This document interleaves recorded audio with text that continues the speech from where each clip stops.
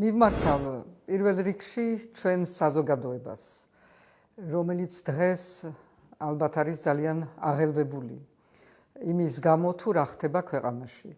ფაქტი არის, რომ ახალ წლების მერე დაწყებული არის ახალი ტალღა რეპრესიების, დაჭერების, დაშინების, რომელსაც აქვს ერთადერთი მიზანი, რომ გააჩეროს ის პროტესტი, რომელიც არ გაჩერდება. ჩვენ გადავედით ახალ ეტაპზე რუსული რეჟიმის, რომელიც აშკარად ხმარობს ყველა იმ საშუალებებს, რაც ახასიათებდა თავის დროზე და ახასიათებს დღესაც რუსულ პუტინის რეჟიმს. ამისი ერთი მაგალითი არის ის, რაც მოხდა აბუ-დაბიში, ჩვეულებრივი მოქალაქეს მიმართ, დეპუტატების მიმართ, რომელსაც სხვა თუ არაფერი გააჩნიათ თურმე და უნდა გააჩნდეთ მოთმინების ვალდებულება, მაგრამ არ ჩანს არსადეს მოთმინება. პირიქით, როგორც ჩანს, დეპუტატები არიან პირდაპირ, არ ვიცი ინსტრუქცია აქვთ მიღებული ამისთვის, თუ ეს მათი ნებით ხდება, მაგრამ არიან გამოყენებული ამ ძალადობაში პირდაპირ, რაც არის ესეც სრულიად გაუგებარი ჩვეულებრივ ქვეყნისთვის, სახელმწიფოსთვის და მხოლოდ იმ ავტორიტარულ, დიქტატორულ, ტოტალიტარულ რეჟიმებს ახასიათებს.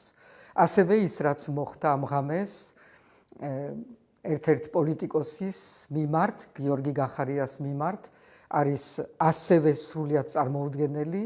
მე არ მინდა გამოვარჩიო პოლიტიკოსები და სხვები, ყველა მოქალაქეს ეხება ესა, არავის მიმართ ძალადობა არ შეიძლება, არავის მიმართ ასეთი ცდელობა იმისი, რომ საზოგადოება დააშინო და მოქალაქეები, კერძო მოქალაქეები ასევე დააშინო, ეს არის მიუღებელი. ამის შესახებ საერთოდ ჩვენი პარტნიორები და საერთაშორისო თანადგომაც იქნება შეტყობინებული, იმიტომ რომ ეს არ შეიძლება რომ ჩვენ დავუშვათ. და მე მიმაჩნია, რომ დღეს სწორედ ისე დაიმთხვა, რომ დღეს არის საზოგადოების დიდი ნაწილის გაფიცვა და სწორედ ეს გაფიცვა უნდა იყოს იმის მაჩვენებელი, რომ საზოგადოება არ დაშინდება, რომ საზოგადოება არის შემართებული, იცის რა უნდა და იცის რა არ უნდა.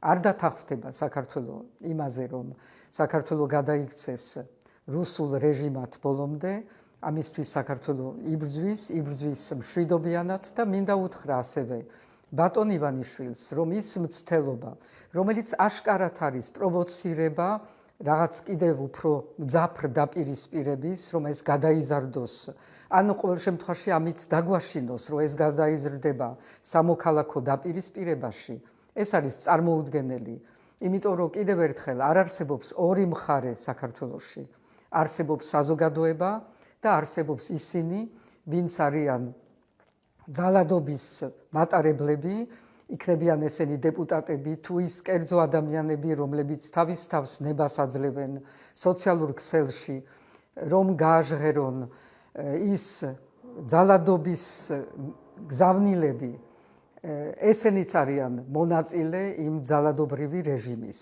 ასე რომ არის რეჟიმი ერთ მხარეს, საზოგადოება მეორე მხარეს.